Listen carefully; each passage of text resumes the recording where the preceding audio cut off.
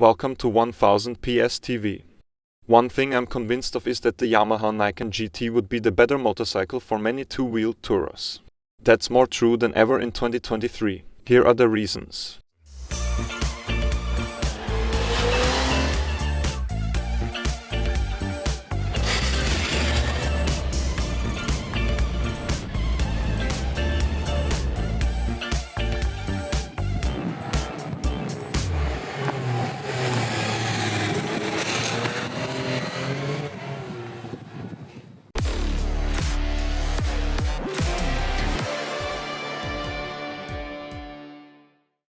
The Yamaha Niken hasn't had it easy since its introduction in 2018.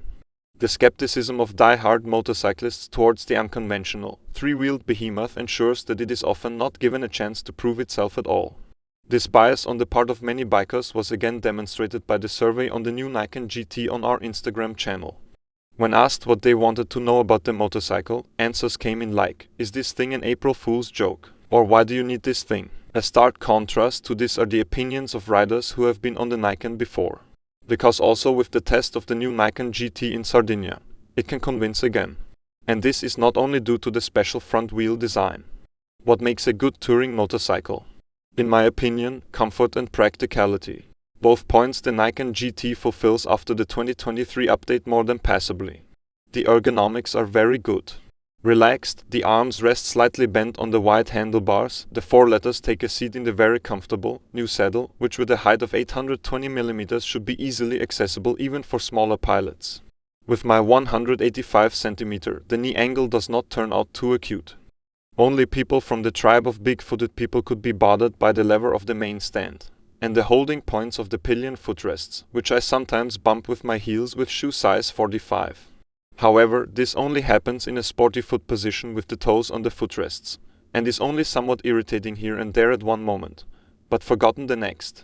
The touring-ready seating position is supported by one of the best standard features in the touring segment. For some years, it is unfortunately no longer a rarity that even in the higher-priced segment of touring motorcycles, you still have to put a lot of hooks in the accessories to have a decent equipment on board. In 2023, the Niken GT comes standard with heated grips, cruise control, a 70 mm adjustable windshield, two 30-liter hard cases and the 7" TFT display from the Yamaha T-Max. Combined with the new gauges and controls, the Niken's electronics make a very contemporary impression. Instead of the hooky rotary dial, it's now much easier to navigate through the menus via a 5-way joystick. The system has also become more intuitive. For example, the 4 riding modes are no longer labeled with meaningless numbers, but clearly labeled Sport, Street, Rain and Custom. Another feature of the large display, in addition to smartphone connectivity via the Yamaha My Ride app, is Garmin navigation integration. This requires the paid Garmin Motorize app. The 3D navigation can be mirrored on the Niken's display and even operated via this app. This makes external navigation devices superfluous. What else is new on the Yamaha Niken GT this year? The engine has been revised and now has 890 cubic centimeter displacement. However, this increase of 43 cubic centimeter was not used for more final power, which remains at just under 115 horsepower at 10,000 RPM. However, the maximum torque of 93 Nm is now available 1,500 RPM earlier at 7,000 RPM. The rotating masses have also been increased by 8%. As a result, the engine loses some zippiness and revving joy, but offers a richer power delivery from the lower revs. The engine has also been tilted 5 degrees further forward, requiring a redesign of the frame. In practical use, however, these changes are not too hardly noticeable. The engine is still the unmistakable CP3 Row 3-cylinder, which is also appreciated in other Yamaha models in a similar form. What does make a big difference, however, is the implementation of ride-by-wire. Lean angle dependent systems are not on the Niken GT, but the crisp quickshifter with blipper function is a real joy and again enhances the feeling of contemporary technology on the three-wheeler.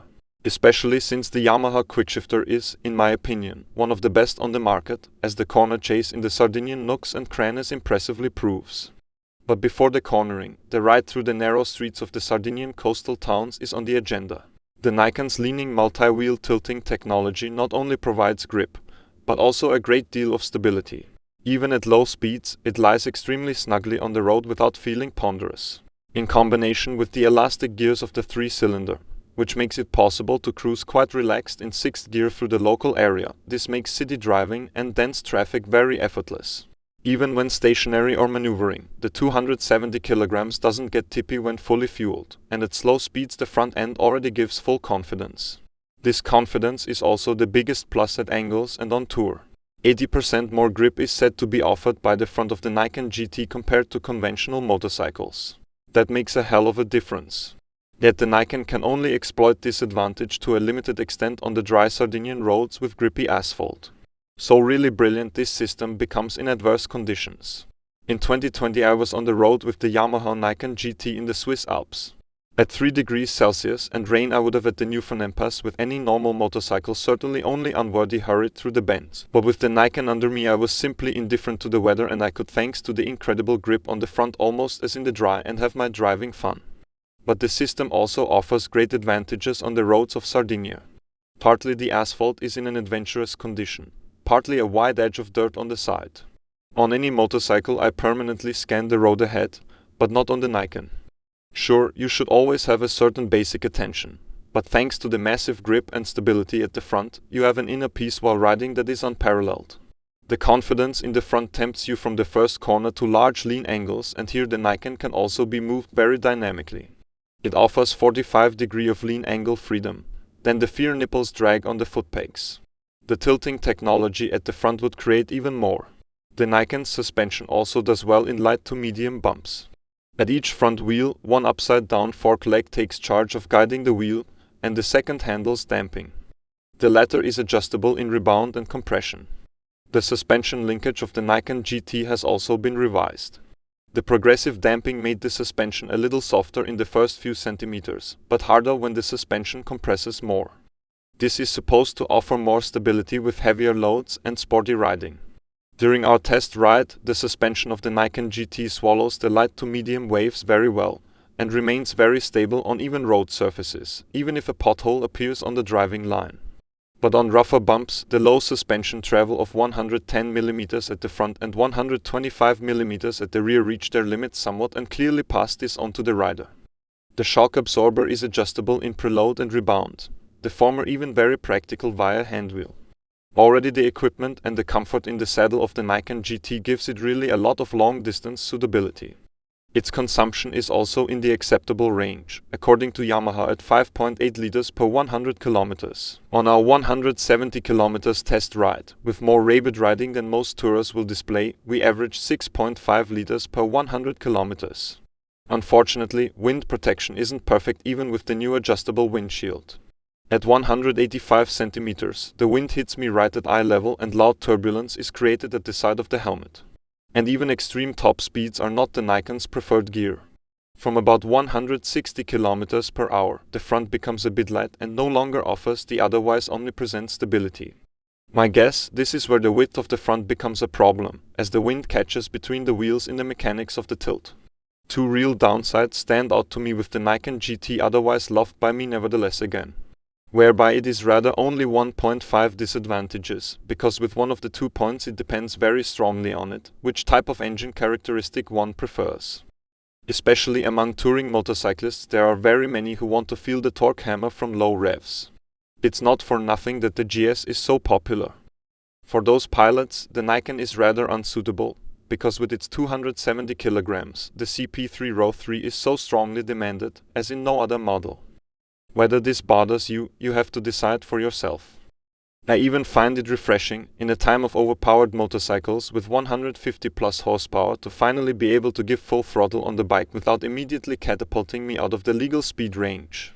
Even the rev-thirsty Niken leaves this range all too quickly and offers more than enough riding fun. The second, more serious drawback of the Niken GT is related to the two unique front wheels. The dimension of 120/70 on 15 inches rims is so unique to this motorcycle and scooters. This means that the tire selection is conceivably poor. The mounted Bridgestone Batlex A41 are good tires, but also the only option of motorcycle tires for the Niken. So trying through the numerous touring tires on the market is not possible with the Niken, at least on the front. However, the 190/55/17 rear tire offers more alternatives. In Austria, the Niken GT 2023 costs €21,199. In Germany, it is 18,399 euros. This price is definitely in the upper touring segment. However, the top equipment and especially the additional stability and safety of the front wheel design is worth a lot. Available is the Niken GT from May 2023. That's why the Niken GT 2023 is the better touring bike. Especially the touring faction that doesn't ride with a knife between its teeth, but prefers to cruise relaxed through beautiful landscapes and forget about life's worries, should give the Niken GT a chance. You can always argue about the looks, but not about the terrific handling characteristics and the advantages of the two front wheels. I am convinced that many would be more confident, safer and therefore more relaxed, perhaps even happier on the road with the Niken GT than with their current touring bikes. With all my heart I wish that more bikers overcome their prejudices and give the three-wheeler a chance. Because with the low sales figures of the Niken, sooner or later it will disappear again, which in my opinion would be a big loss for the motorcycle world. If you have any questions, feel free to post them in the comments. Like the video and subscribe to our channel, then you won't miss any new videos. Thanks for watching and see you next time.